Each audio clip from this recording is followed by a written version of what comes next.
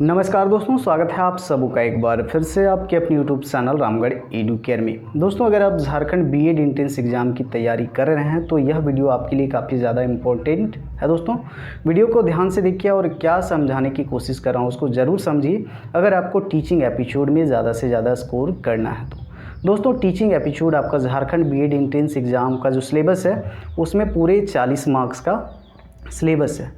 तो आपने previous year question देखे होंगे, मॉडल पेपर देखे होंगे, बहुत सारे प्रैक्टिस सेट देखे होंगे।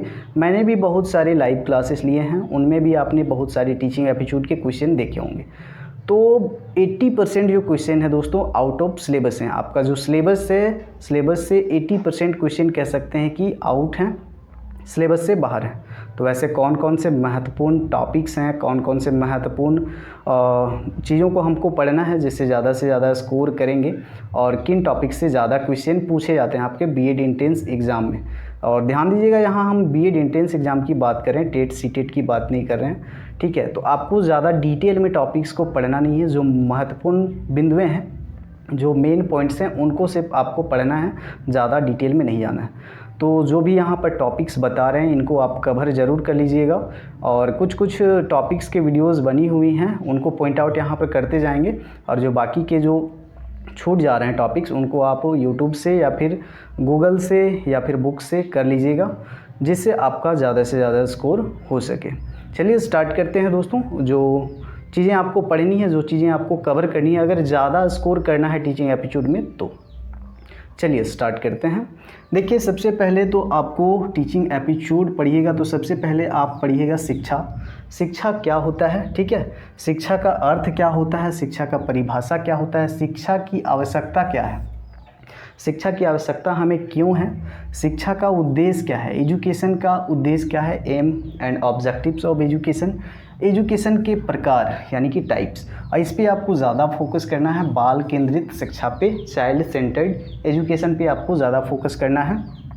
साथ ही साथ शिक्षा की विशेषताएं क्या हैं, कैरेक्टरिस्टिक्स ऑफ एजुकेशन, इसको पढ़ना है, ज़्यादा डिटेल में नहीं, मुख्य बातों को आपको ध्यान देना है, ठीक है।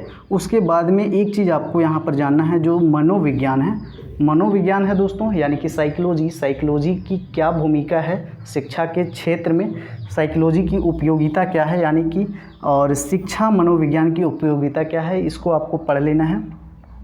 और शिक्षा में समानता यानी कि इक्वालिटी इन एजुकेशन, शिक्षा में समानता के लिए बहुत सारे अनुच्छेद भी हैं, संवैधानिक अनुच्छेद हैं, बहुत सारे कार्यक्रम चलाए गए हैं सरकार द्वारा शिक्षा को एक समान करने के लिए। तो इन चीज़ों को आपको पॉइंट आउट करके पढ़ लेना है। साथ ही साथ ये एक इम्पॉर्टेंट टॉपिक है आपका समावेशी शिक्षा, इंक्लूसिव एजुकेशन, ठीक है।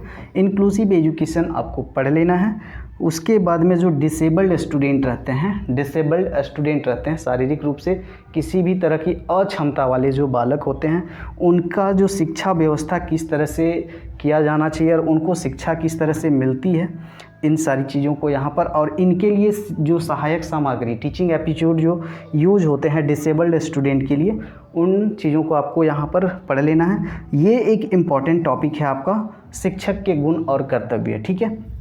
एक अच्छे शिक्षक के गुण और कर्तव्य क्या क्या होने चाहिए, तो ये वाला टॉपिक जो है आपको अच्छे से कर लेना है।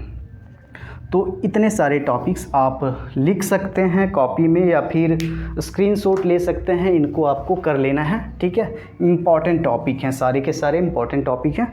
आगे यहाँ पर डिस्कस करें शिक्षा में लिंग भेद। देखिएगा, शिक्षा में, एजुकेशन में लिंग भेद भी होता है। लड़का लड़की में बहुत ज़्यादा फ़र्क किया जाता है एजुकेशन के मामले में। क्लासरूम में भी कुछ टीचर्स करते हैं, जैसे मेल टीचर है तो कुछ लड़कों का ज़्यादा सपोर्ट कर लिया, लड़कियों को कम। तो इस तरह से घर में भी लिंग भेद होता है, लड़कों को ज़्यादा पढ़ा रहे हैं, लड़कियों को कम पढ़ा रहे हैं। तो शिक्षा में लिंग भेद होता है, इसको आपको थोड़ा सा पढ़ लेना।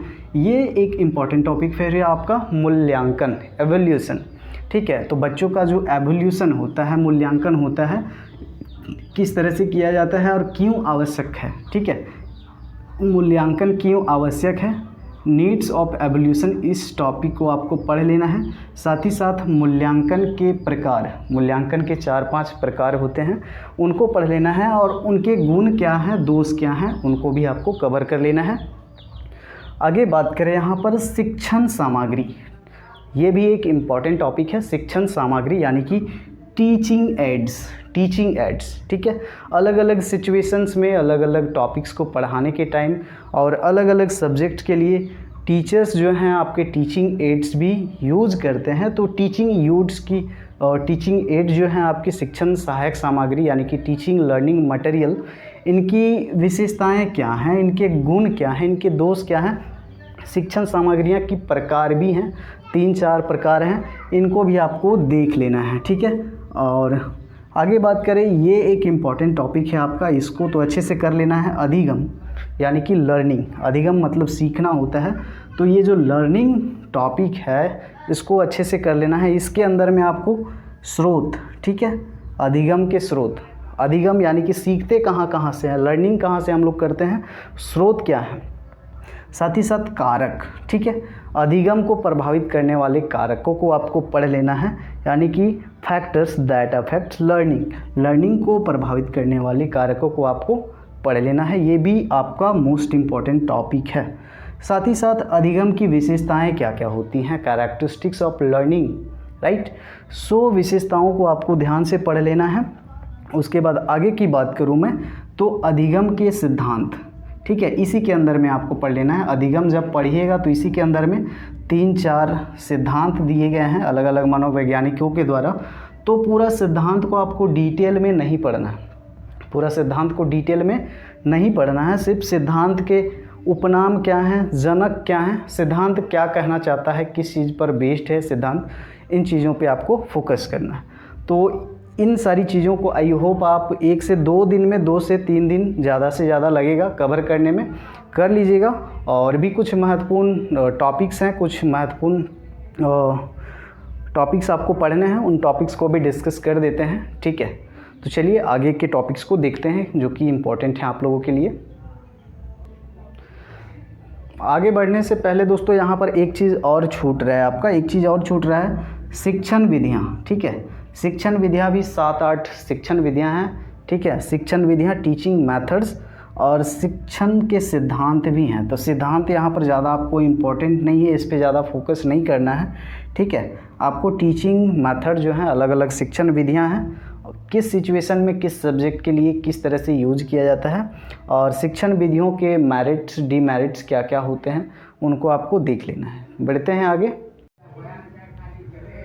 और नेक्स्ट है दोस्तों, नेक्स्ट टॉपिक इम्पॉर्टेंट टॉपिक है अधिगम संबंधी दोष, यानी कि किसी भी बालक को अधिगम के दौरान समस्या हो रहा है, थोड़ा देखने में कमज़ोर है या फिर लिखने में कमज़ोर है या फिर पढ़ने में सक्षम नहीं है, तो 4-5 दोष हैं, डिसलेक्सिया, डायग्राफिया, इस तरह से 4-5 दोष हैं। तो उन दोषों को आप देख लीजिएगा, ठीक है। उसके बाद में जो एक इम्पॉर्टेंट टॉपिक है आपका स्कूल मैनेजमेंट, स्कूल का मैनेजमेंट कैसे किया जाता है, इस चीज़ को भी आपको देख लेना है। यहाँ पर बाल्यावस्था और किशोरावस्था देखिएगा, बाल्यावस्था और किशोरावस्था में आपको देखना है, बाल्यावस्था और किशोरावस्था में शारीरिक विकास किस तरह से होता है, मानसिक विकास कैसे होता है, संवेगात्मक विकास कैसे होता है और संज्ञानात्मक विकास कैसे। ये जो विकास की प्रक्रियाएं हैं बाल्यावस्था में कैसे होती हैं, किशोरावस्था में। एक विकास और यहाँ पर छूट रहा है आपका, नैतिक विकास, ठीक है।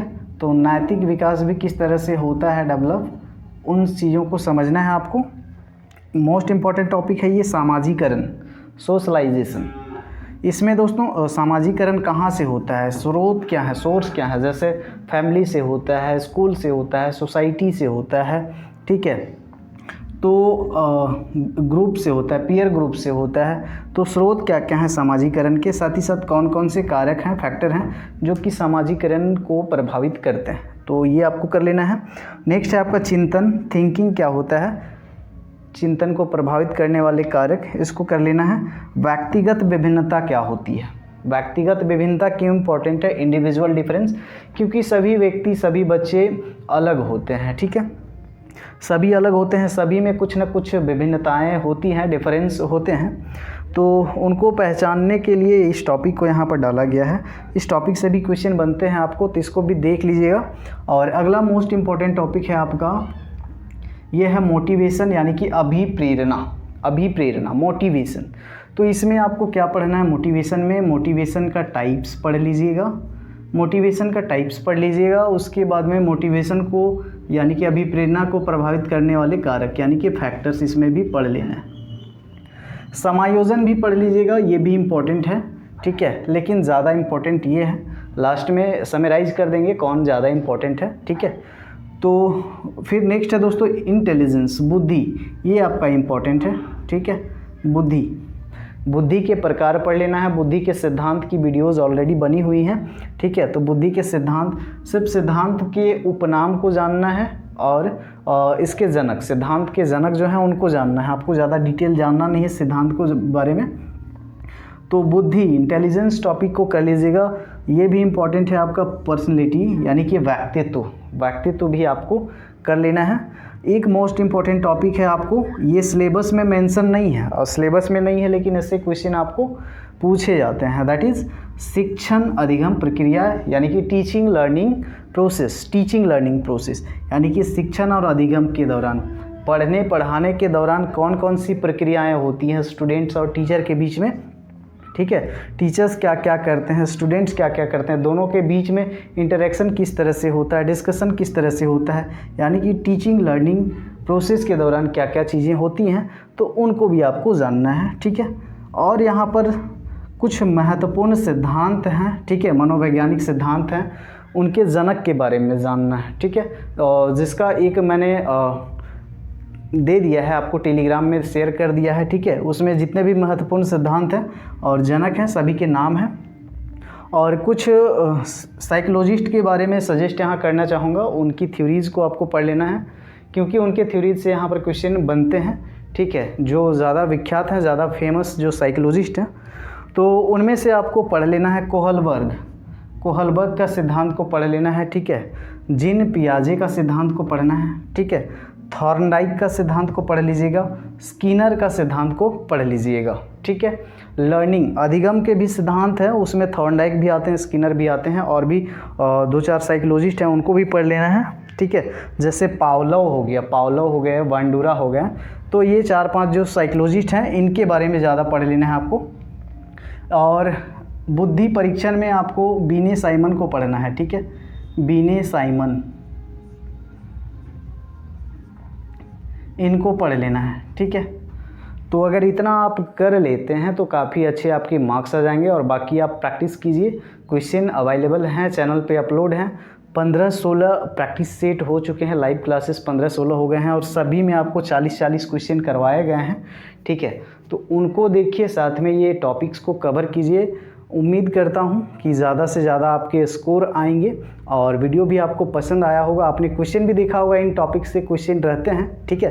तो वीडियो पसंद आई होगी तो लाइक कीजिएगा और आगे किसी भी तरह के अपडेट के लिए, specially Jharkhand BEd entrance exam के अपडेट के लिए चैनल के साथ में बने रहिएगा। तब तक के लिए धन्यवाद। वीडियो देखने के लिए आपका शुक्रिया।